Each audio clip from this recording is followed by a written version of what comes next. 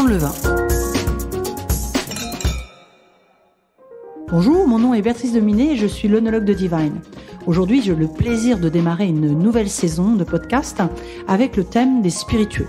Vous verrez, tout au long de l'année, j'aurai le plaisir d'accueillir différentes personnes afin de partager sur ce sujet qui est vraiment passionnant.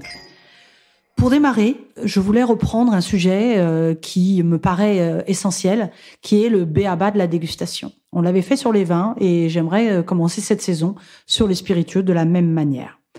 Alors, la façon dont on décrit un spiritueux, finalement, ça n'est pas très différent d'un vin. On part par les 3 phases habituelles que sont le visuel, l'olfactif et le gustatif. Alors, sur le visuel, bien sûr, on regarde si c'est limpide ou si c'est trouble, comme on le fait sur un vin.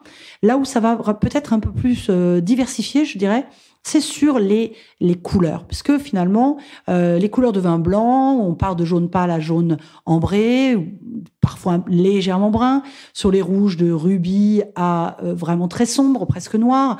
Et bien sur les spiritueux, parfois on démarre de spiritueux complètement incolores. Et je pense évidemment au cas de la vodka, je pense au cas du gin, je pense à certains rhums qui n'ont pas été élevés et qui sont totalement incolores. Après, on va retrouver des couleurs un peu similaires au vin, avec des notes un petit peu plus brunes dès qu'il y a un élevage en fût. Et sur les liqueurs, on aura encore plus de différences puisque on en trouve certaines qui sont rouges. Je pense quand vous faites un spritz avec cette liqueur que l'on rajoute au début et qui donne cette couleur vraiment très très rouge. Je pense à la chartreuse. Il y a des chartreuses jaunes, des chartreuses vertes. Donc c'est vraiment très très variable au niveau des couleurs. Au niveau du nez, eh bien, on va repartir comme sur le vin. Est-ce que c'est net ou pas net? C'est-à-dire, est-ce qu'il y a un souci ou est-ce qu'il n'y en a pas? Sur l'intensité, de la même manière, est-ce que c'est plutôt neutre, léger, moyen ou prononcé? Et ensuite, on part sur la caractéristique des arômes. Alors, c'est là où on va vraiment avoir de grosses différences parce que autant en vin, eh bien, on part de raisin. Dans les spiritueux, on peut partir à base de raisin aussi, quand je pense à toute la catégorie de ce qu'on appelle les brandies, c'est-à-dire les eaux-de-vie à base de raisin. Et donc là, je pense au cognac ou à l'armagnac en France. J'aurais pu penser à la grappa aussi en Italie. Eh bien, si on part sur les whiskies, on va être peut-être à base d'orge maltais, on peut être à base de maïs, on peut être à base de seigle. Donc finalement, il va y avoir des notes assez différentes de ce qu'on retrouve dans les vins. Je pense au maïs avec ces notes de maïs doux, de popcorn, de caramel, caramel beurre salé, de menthol qui peuvent arriver. Sur la partie orge, on aura des fois des odeurs un peu plus de céréales, de son, de porridge, de farine même un petit peu, ça peut arriver. Sur le seigle, le pain d'épices, le poivre en grains, le côté 4 épices. Vous voyez, c'est vraiment très variable par rapport au vin.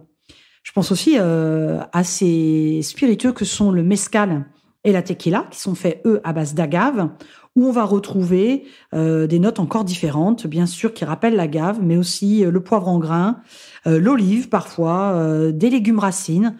Donc vraiment une grande, grande diversité. Je pourrais aussi évidemment vous parler de la canne à sucre quand on parle de rhum.